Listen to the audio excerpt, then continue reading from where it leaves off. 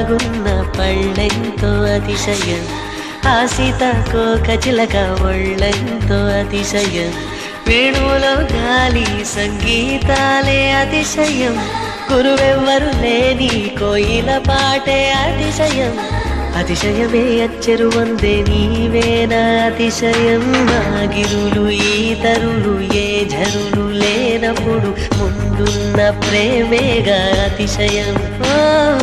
16 ప్రయాణ పర్వంలో అందరికీ పుట్టేటి ప్రేమేగా అతిశయం.